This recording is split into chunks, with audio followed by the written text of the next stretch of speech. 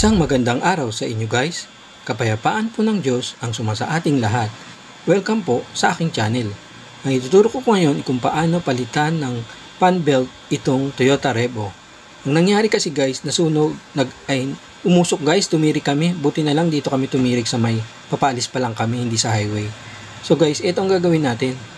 So, para mapalitan natin yung fan belt,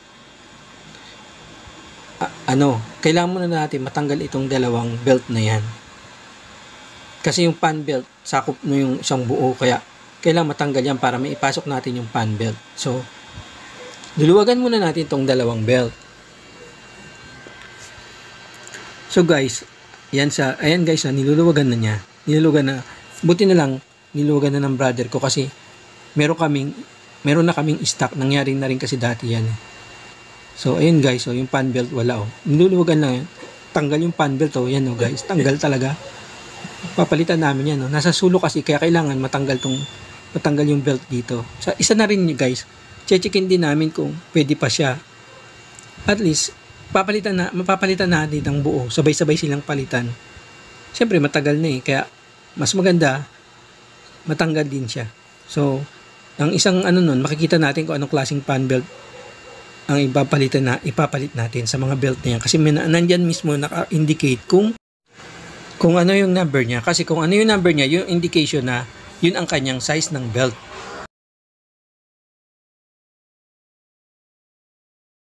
May indicate na number yan guys dyan. O yung katulad nun, nasilip na natin. So makakabili na tayo. So yun ngayon, yung kabila naman ang luluwagan natin, tatanggalin din natin. Pag sasakyan talaga guys, mahirap madumi magtrabaho. Buti na lang, kaya kailangan nyo itong matutunan guys.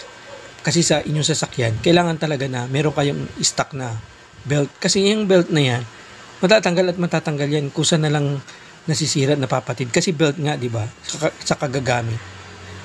So, mas maganda, alam nyo kung anong number yung belt. At meron kayong stock para kung saan man kayo nasiraan, napatidan, alam nyo palitan. So ngayon, para maluwag, para matanggal naman natin yung isa, dahil yung isa natanggal na natin yung belt, naluwagan na natin, ito naman ang pangalawa. So, yan, kailangan natin yan luwagan. So, gagamit tayo ng tools. So, meron na kaming guys nakahanda ng brother ko kasi alam na namin yun.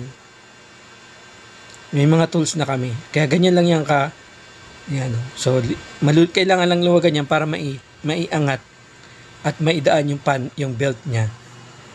Saka natin ilalagay yung fan belt. Yung fan belt kasi sakop niya yung lahat Sakop niya yan nakakonekta rin siya dyan Kaya sabay-sabay silang ikot magkakaugnay.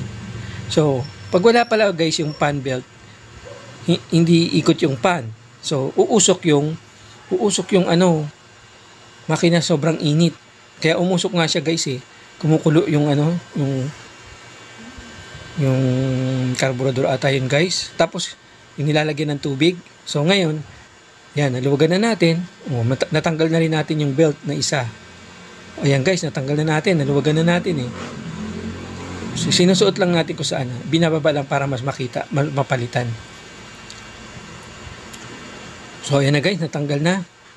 So ngayon, natanggal na. Ikakabit na natin. Unang ikakabit natin guys, yung fan belt. Ayan So, yan ang unang ikakabit natin. Alam mo guys, nalaglag na lang yan yung belt na, yung dating belt niya. Kusa na lang nalaglag. Buti nakita pa namin. Nasundan namin yung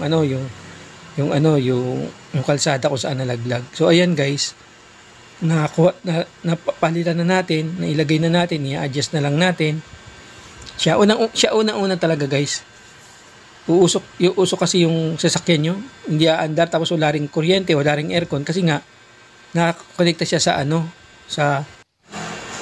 alternator, nakakonekta siya na nagpo-produce ng kuryente papunta sa aircon at papunta sa battery.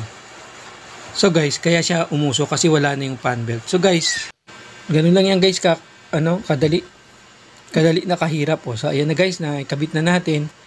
Higpitan na lang natin guys. Yan nakikabit na natin. Yan ang belt niya, size 36. Nakakonekta siya dun sa makinang isa. Kaya kailangan talaga tanggal yung mga belt na yan para lang mailagay yung fan belt. So ngayon, okay na. Nakabit na natin yung fan belt. So ngayon, i-test na natin. Nakabit na natin lahat. So ayan guys, smooth ng tunog guys. So, adjust na natin. At hindi na siya guys umusok, hindi na umiinit. Okay, guys, thanks for watching and see you on my next video. Bye-bye!